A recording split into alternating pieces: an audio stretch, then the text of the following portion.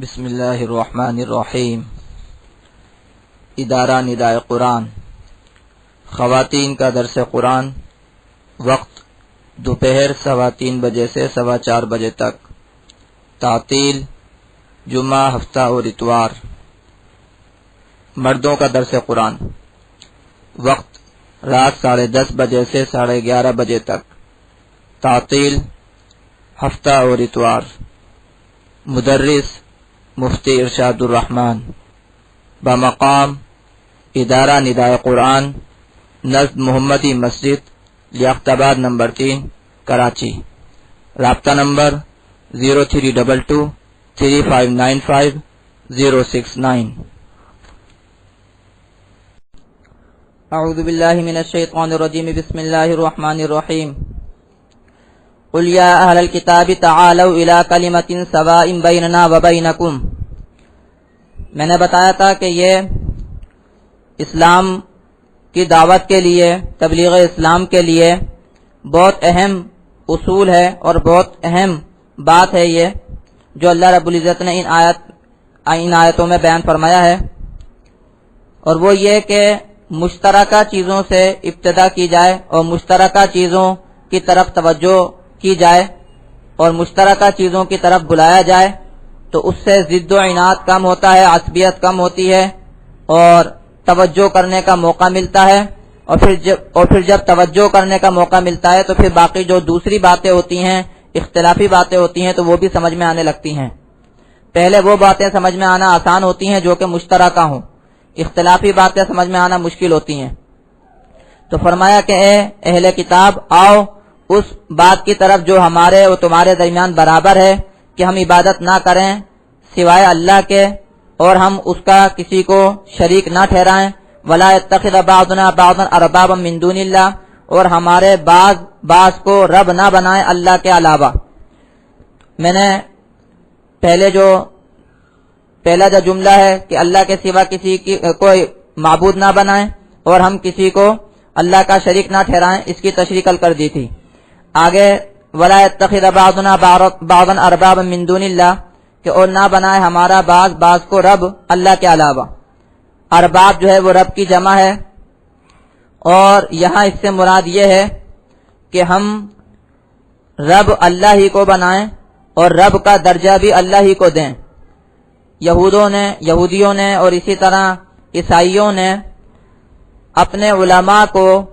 رب کا درجہ دیا ہوا تھا، اپنے علماء کو رب کا درجہ دیا ہوا تھا، اس طور پر دیا ہوا تھا کہ بس ان کی بات کو مانتے تھے اور ان کی بات کو شریعت سمجھتے تھے، اور ان کو اس سے کوئی مطلب نہیں تھا کہ تورات میں کیا لکھا ہے، انجیل میں کیا لکھا ہے۔ بس ان کے علماء جو کہتے تھے اسی کو مانتے تھے، اسی پر عمل کرتے تھے۔ یہ جو رویہ ہے، اس رویے کو قرآن نے کہا ہے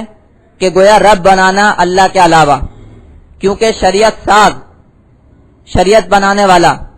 دین کو بنانے والا، یہ حقیقت میں دین کا بنانے والا اللہ تعالیٰ ہوتا ہے، راستے مقرر کرنے والا اللہ تعالیٰ ہوتا ہے، مذہب کا بانی حقیقت میں اللہ تعالیٰ ہوتا ہے، مذہب دینے والا، راہ بتانے والا اللہ تعالیٰ ہوتا ہے۔ نبی کا کام اس شریعت کو پہنچانا ہوتا ہے، نبی کا کام شریعت بنانا نہیں ہوتا، نبی کا کام مذہب بنانا نہیں ہوتا، نبی کا کام مذہب بتانا ہوتا ہے، نبی کا کام بنانا نہیں ہوتا، نبی کا کام بتانا ہوتا ہے۔ اسی طرح علماء کا کام بھی بنانا نہیں ہوتا بلکہ علماء کا کام بھی بتانا ہوتا ہے۔ لیکن یہ جو رویہ بن جاتا ہے علماء اور عوام میں، جو ان کے ہاں بن گیا تھا کہ عوام کو اس سے غرض نہیں تھی کہ تورات و انجیل میں کیا لکھا ہے، بس ان کے علماء نے جو کہا بس اسی کو وہ مانتے تھے اور اسی پر عمل کرتے تھے۔ یہ رویہ خطرناک رویہ ہوتا ہے اور یہ مذہب سے دوری پیدا کرتا ہے اور یہ تحریف کا باعث بنتا ہے۔ یہ رویہ کیوں وجود میں آتا ہے، اور مسلمانوں میں بھی بہت سے لوگوں میں یہ رویہ ہے۔ یہ رویہ اصل میں وجود میں آتا ہے دونوں جانب سے، لاپرواہی کی وجہ سے، دونوں جانب سے۔ عوام کی طرف سے یہ لاپرواہی ہوتی ہے کہ وہ مذہب کے معاملے کو مکمل طور پر علماء پر چھوڑ دیتے ہیں اور اپنا اس میں کوئی کسی بھی قسم کا کردار سمجھتے نہیں ہیں۔ وہ اتنا بھی نہیں سمجھتے کہ ہمیں بھی کچھ سوچنا چاہیے، کچھ سمجھنا چاہیے، کچھ لکھنا پڑھنا چاہیے، اپنے مذہب کو پڑھنا چاہیے، اپنی کتاب کو پڑھنا چاہیے۔ بالکل بھی عوام اس میں اپنا کوئی کردار نہیں سمجھتے۔ جب عوام میں یہ رویہ جو ہے وہ رواج پاتا ہے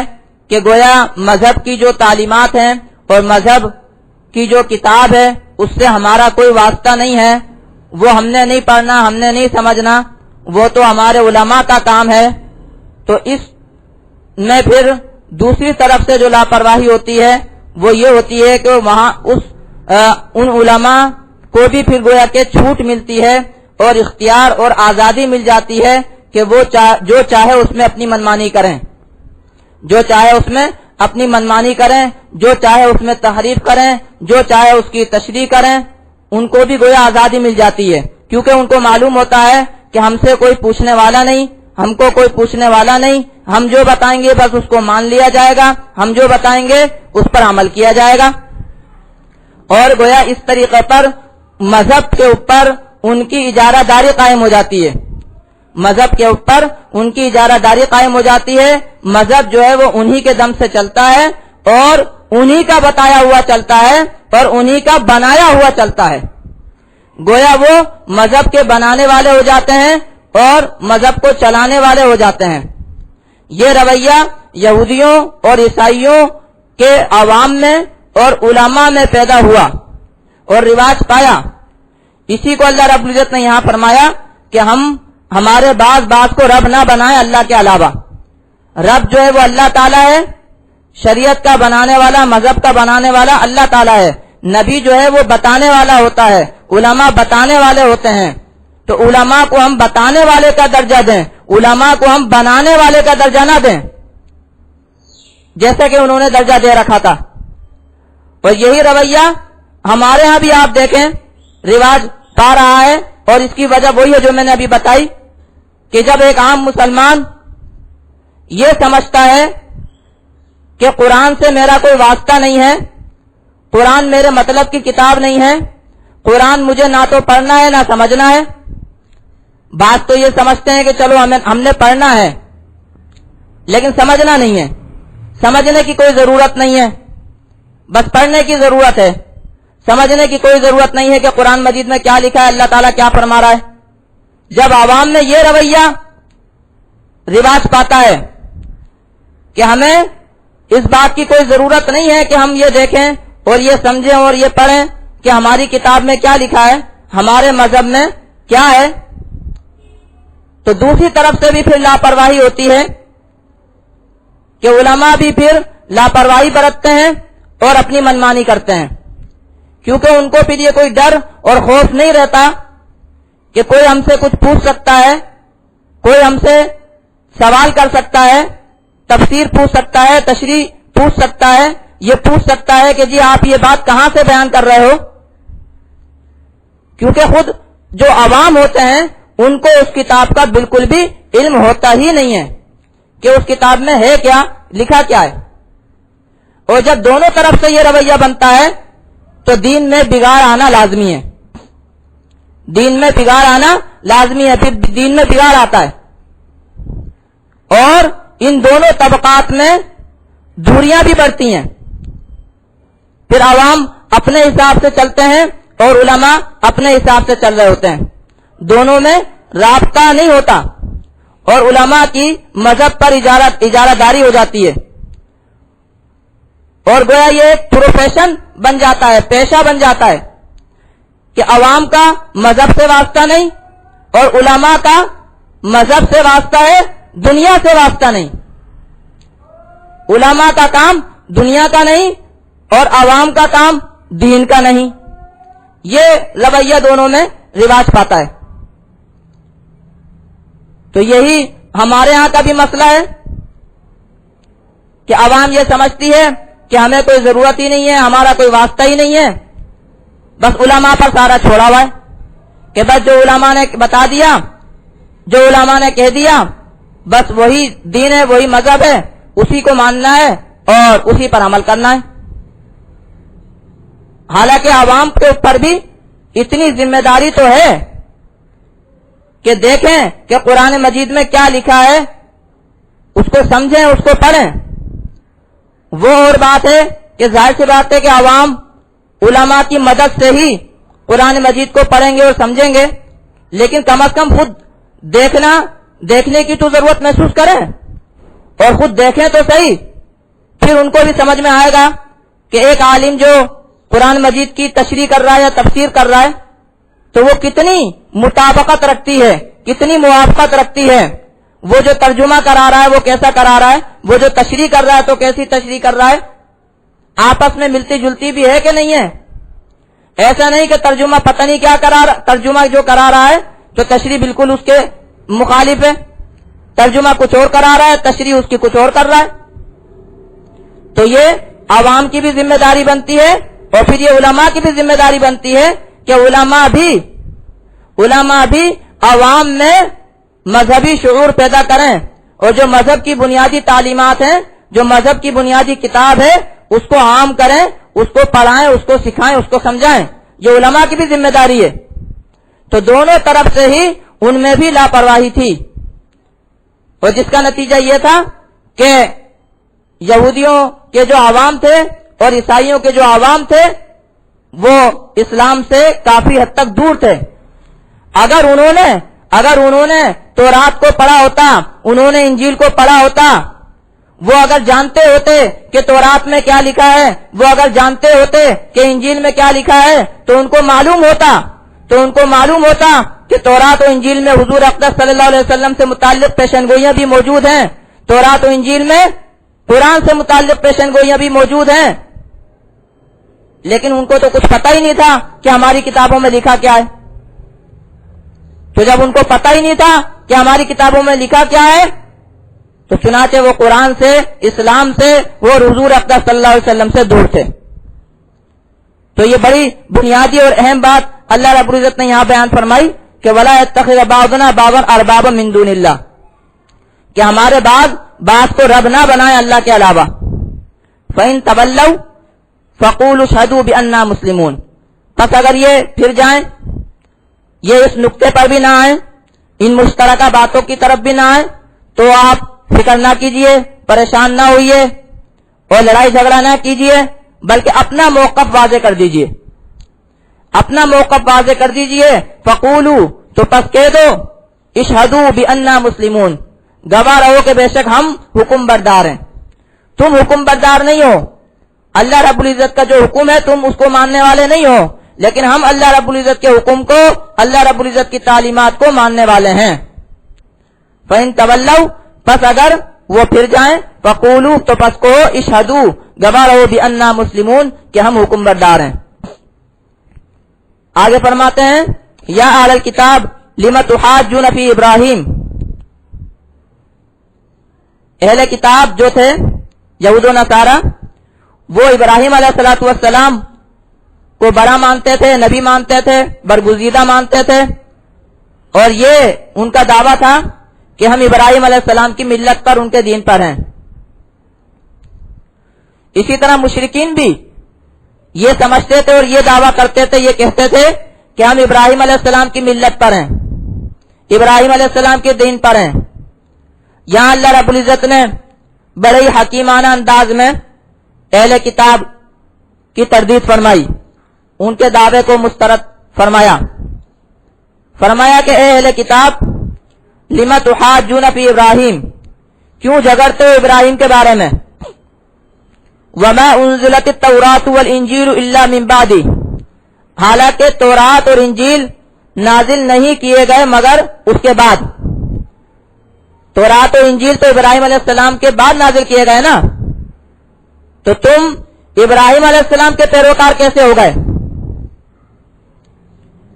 تورات و انجیل، تم تورات کے ماننے والے ہو، انجیل کے ماننے والے ہو، اور تورات و انجیل ابراہیم علیہ السلام کے بعد نازل ہوئی ہیں، تو تم یہ کیسے دعویٰ کرتے ہو کہ ہم ابراہیم علیہ السلام کے ماننے والے ہیں؟ اور یہ تم کیسے دعویٰ کرتے ہو کہ ابراہیم علیہ السلام جو ہے وہ ہمارے مذہب پر تھے؟ یہود یہ دعویٰ کرتے تھے کہ ابراہیم علیہ السلام ہمارے مذہب پر تھے، عیسائی یہ دعویٰ کرتے تھے کہ ابراہیم علیہ السلام ہمارے مذہب پر تھے، مشرکین یہ دعویٰ کرتے تھے کہ ابراہیم علیہ السلام ہمارے مذہب پر تھے۔ تو تورات و انجیل تو بعد میں نازل ہوئی ہیں، تو ابراہیم تو پہلے گزرے ہیں، تو ابراہیم علیہ السلام تورات و انجیل کے مذہب پر کیسے ہو گئے؟ آگے اور مزید اس کو واضح فرمایا کہ افلا تعقلون، کیا تم سمجھتے نہیں ہو؟ مطلب یہ بات تو بالکل واضح ہے، یہ بات تو عقل سے بالکل واضح طور پر سمجھ میں آ رہی ہے کہ ابراہیم علیہ السلام پہلے گزرے ہیں، تورات و انجیل بعد میں نازل ہوئی ہے، تو تورات و انجیل کے ماننے والے ابراہیم علیہ السلام کے مذہب پر کیسے ہو گئے؟ اور فرمایا ہاں انتم ہؤلاء حاججتم فیما لکم بھی علم فلیما تحاجون فیما لیس لکم بھی علم، ہاں تم ہی تو ہو وہ کہ تم نے جھگڑا کیا اس میں کہ جس کا تمہیں علم ہے، تو پس کیوں جھگڑا کرتے ہو اس میں کہ جس کا تمہیں علم نہیں؟ اور اللہ تعالیٰ جانتا ہے تم نہیں جانتے۔ اللہ یہاں بتاتے ہیں، اللہ تعالیٰ یہاں فرما رہے ہیں کہ تم نے تو تورات و انجیل میں بھی جھگڑا کیا، جس کا تمہیں علم تھا۔ یہود کو تورات کے بارے میں علم تھا، عیسائیوں کو انجیل کے بارے میں علم تھا، تو فرما رہے ہیں کہ تم نے تو اس میں بھی جھگڑا کیا، یعنی تورات کی باتوں میں بھی تم نے اختلافات نکالے۔ یہ جو جھگڑا کرنا ہے اس کی دو تفسیریں ہو سکتی ہیں، ایک یہ کہ تورات والوں نے انجیل والوں سے جھگڑا کیا، انجیل والوں نے تورات والوں سے جھگڑا کیا، آپس میں تم نے جھگڑا کیا، یعنی تورات والوں نے انجیل والوں سے، انجیل والوں نے تورات والوں سے۔ چنانچہ آپ دیکھیں تورات والے یعنی کہ یہودیوں نے انجیل کو مانا ہی نہیں، انجیل کو مانا ہی نہیں، حضرت عیسیٰ علیہ السلام کو رسول مانا ہی نہیں۔ اسی طرح جو انجیل والے ہیں انہوں نے عیسیٰ علیہ السلام کو مانا، انجیل کو مانا، اور تورات بھی حالانکہ تورات کو ماننے والے تھے یہودی اور انجیل کو ماننے والے تھے عیسائی۔ تو دوسری تفسیر میں یہ عرض کر رہا ہوں کہ تورات میں بھی اختلافات نکالے تورات کے ماننے والوں نے، اور انجیل میں بھی اختلافات نکالے انجیل کو ماننے والوں نے۔ تو گویا خود ایسی چیزوں میں انہوں نے آپس میں جھگڑے کیے جن کا انہیں علم تھا۔ تورات کے ماننے والوں کو تورات کا علم تھا، اس میں انہوں نے جھگڑا کیا، اختلافات نکالے، مختلف ہو گئے آپس میں، اور انجیل کے ماننے والوں کو انجیل کا علم تھا اور اس میں وہ مختلف ہو گئے، اس میں انہوں نے اختلافات نکالے۔ تو اللہ فرما رہے ہیں کہ جس چیز کا تمہیں علم تھا اس میں تم آپس میں مختلف ہو گئے، آپس میں جھگڑنے لگے، تو جس چیز کا تمہیں بالکل علم ہے ہی نہیں، یعنی ابراہیم علیہ السلام کس مذہب پر تھے اس کا تمہیں کیا علم ہے، تو اس میں کیوں جھگڑتے ہو؟ اور آگے فرماتے ہیں کہ اللہ تعالیٰ جانتا ہے تم نہیں جانتے کہ ابراہیم علیہ السلام کس مذہب پر تھے۔ آگے بتا رہے ہیں کہ ابراہیم علیہ السلام کس مذہب پر تھے، تو فرمایا کہ ہاں وہی لوگ، ہاں انتم ہؤلاء، ہاں تم وہی لوگ ہو کہ تم نے جھگڑا کیا اس میں کہ جس کا تمہیں علم ہے، تو پس کیوں جھگڑتے ہو اس میں کہ جس کا تمہیں علم نہیں، اور اللہ تعالیٰ جانتا ہو تم نہیں جانتے۔ آگے ابراہیم علیہ السلام کا مذہب بتا رہے ہیں، ما کان ابراہیم یہودیا ولا نصرانیا ولکن کان حنیفا مسلما، نہیں تھا ابراہیم یہودی اور نہ ہی نصرانی، لیکن تھا وہ یکسو فرما بردار۔ بتا دیا کہ ابراہیم یہودی بھی نہیں تھا، ابراہیم نصرانی بھی نہیں تھا، ابراہیم حنیف تھا۔ حنیف کا مطلب ہے یکسو، یعنی ہر قسم کے شرک سے بے تعلق، ہر قسم کے معبودوں سے بے تعلق، صرف ایک اللہ کی طرف لو لگانے والا، اور مسلم تھا، حکم بردار تھا۔ اللہ رب العزت کا حکم جس موقع پر جو بھی آیا اس نے مانا۔ آپ دیکھیں ابراہیم علیہ السلام کے واقعات میں مشکل احکامات ان کو دیے گئے، مشکل احکامات، لیکن ہر موقع پر وہ ثابت قدم رہے اور اللہ رب العزت کا حکم مانا. تبلیغ کی راہ میں اللہ کے دین کو پہنچانے کی راہ میں، شرک کی مخالفت کی راہ میں ان کو آگ میں جھونکا گیا، لیکن وہ ثابت قدم رہے. انہیں اپنی بیوی لق و دق صحرا میں چھوڑنے کو کہا گیا، انہوں نے مانا. انہیں اپنے بیٹا ذبح کرنے کو کہا گیا، انہوں نے مانا. ہر موقع پر وہ حکم بردار رہے، مطیع و فرما بردار رہے. اور تم اپنے آپ کو دیکھو کہ تم حکم بردار ہو کہ نہیں ہو. اور ابراہیم علیہ السلام مشرک نہیں تھے، کسی کو اللہ کا بیٹا نہیں قرار دیتے تھے جیسے عیسائی